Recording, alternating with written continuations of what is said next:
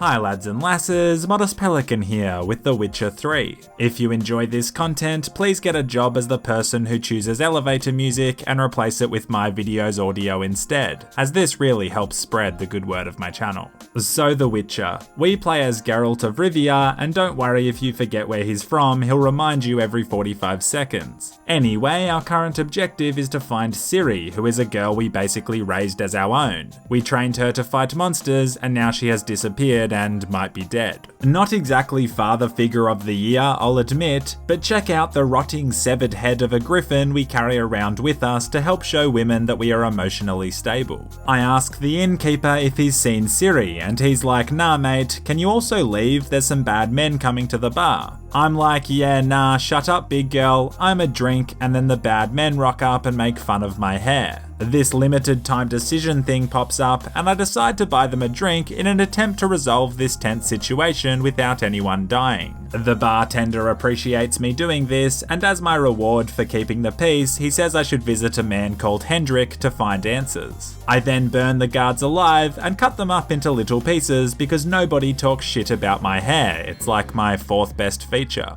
I set out to try and find Hendrik, and apparently he lives here, which might be the most depressing town I've ever seen in my entire life. I meet this dude who tells me a story about how the wild hunt came through here, burning the village to the ground and slaughtering dozens. Come on bruh, it's not like this was a desirable place to live before it got trashed, plus do you think sulking about is going to fix anything? Nobody likes a sook, just find a new wife and kids. I locate Hendrik, and he's looking a bit under the weather, so I check out his house. He's got a secret basement, and the wild hunt clearly didn't find it, so maybe you should have hidden down here, chief. Think it through. I steal his valuables and also find a note that Ciri might be at the Bloody Baron's castle, so let's go. For any of you that watched my first Witcher 3 video, you may have realised I called the wrong guy the Bloody Baron, which was very dumb of me. Thanks for all being so understanding though, like Brad here who said, "That is not the Bloody Baron, you dumb motherfucker, kill yourself." Good video though. Thanks Brad, that's harsh but fair. I find the castle using my seasoned Witcher senses and the mythical GPS map system and make my way inside. Most of the town flee because no one likes witches. We're basically an oppressed minority, but we don't even have rich white private schoolgirls sticking up for us. It's really rough. I make my way to the castle gate and the guards won't let me in because those dunces I slaughtered at the pub earlier were the Bloody Baron's men. For God's sake, I slaughtered those guys as a joke. Now what, I've got to deal with the consequences? Anyway, I refuse to learn anything from this. I pay this old timer 15 gold pieces, and in turn he tells me about a secret way into the castle. He's right too, you can swim underneath it, which seems like a huge architectural design fault. Like you might want to put a piece of corrugated iron in front of the hole or something. Anyway, I don't mean to flex, but look at how incredibly competent I am at swimming underwater, it's magnificent stuff. I make my way through the caves and a water hag attacks me. Water hags are much like normal hags, except far moister. Honestly, this water hag is kind of sexy though. I emerge from the sewers and have a chat with the Bloody Baron. He says it's fine I slaughtered his men because he has a job for someone with my skill set. Finally, someone with a good sense of humour. First though, I ask him to tell me about Ciri, which he does. Through a cutscene, but not just any cutscene, an interactive cutscene. Wow, this is so immersive. This game really makes you feel like you're a thick-toned young woman. Wait, how old is Ciri? I better check that. Okay, sweet, she's 21 years old. We're good. Yeah, Ciri hella thick. She's also fast and can slay wolves no problem. I quite enjoy using her dodging ability to dodge. Wow, that's some well-articulated content. I then meet this poor little girl who is lost in the woods, and so I ask her where she lives, and she tells me straight away. It's called stranger danger, kiddo. No wonder you got lost in the woods, because you are clearly one stupid child. I continue through the woods following Gretka, who walks at an inconsistent pace, which really triggers me for some reason. And between you and me, I'm kind of hoping a wolf gets her. We stumble across this poor guy, and Gretka asks what happened to him, and Ciri says, he fell. Yeah, great white lie there, Ciri. I hate it when I fall down the stairs and my body gets ripped in half. It really dampens my afternoon.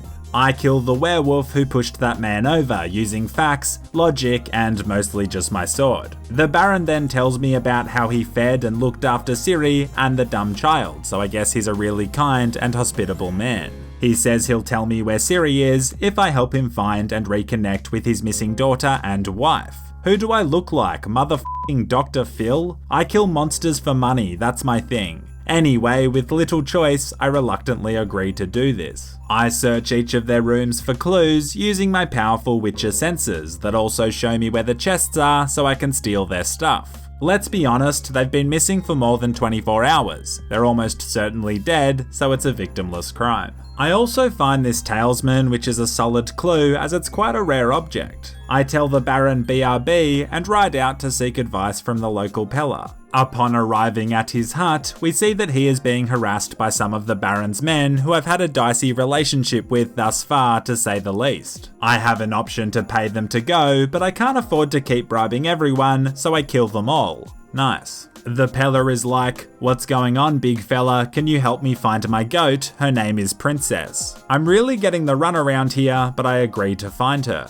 So here I am, a skilled warrior, ringing a bell trying to find Princess the goat. It's rough times. I locate her, and while leading her back, a huge bear attacks me, and at this point I half hope it kills me so I don't have to KMS later on. Geralt the goat rescuer at your service, my lady. I return Princess, and the Pella does some spells and shit and tells me that the bloody Baron and his wife had a miscarriage. And since they didn't give the baby a proper burial, it turned into a horrible little monster called a botchling. How horrible could a botchling really be though? I go back and get the Baron to show me where he buried it, and yeah, wow, that's pretty horrible. This thing looks like Lord Voldemort and the purple Teletubbies crack baby. I have another time decision to make, and I decide to save the little cutie so we can turn it into a Lubberkin. God damn, it sounds like I'm just making names up for these monsters. Basically though, as this soon-to-be Lubberkin has the blood of his wife and daughter in it, then hypothetically it should be able to lead us to them no problem. A bunch of wraiths show up because they smell the baby and want to eat it, I guess. That's disgusting behavior, to be honest. Like, if you're going to eat a baby, at least eat a normal human one, not a repulsive purple infant. On a rare serious note, the combat in this game is really fun. We perform some more spells and shit, and next thing you know it's glowing and flying, although still ugly as sin. Now things just hit 11 out of 10 as I have the realization I'm following a glowing, floating, disregarded fetus. A very unique gameplay experience, that's for sure. It leads me to this family house and they tell me, yeah, they're in the big city of Oxenfurt, you Legolas looking champion. Thank you.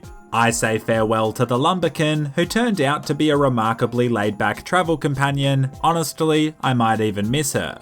Dad ass though. Wow, I'm joking. Wow. Okay, so off to Oxenfurt, and it's quite a ride. It takes me a reasonably long time. Everybody is also pretty tense due to the ongoing wars, so there isn't much hospitality going around. The guards won't even let me into the city, even when I ask really nicely and politely. I feel like one of those dudes who slides into girls' direct messages and asks them nicely for nudes. It's like, I know I've never met you, but I asked nicely, what more do you want? Send me some damn nudes please, kind stranger.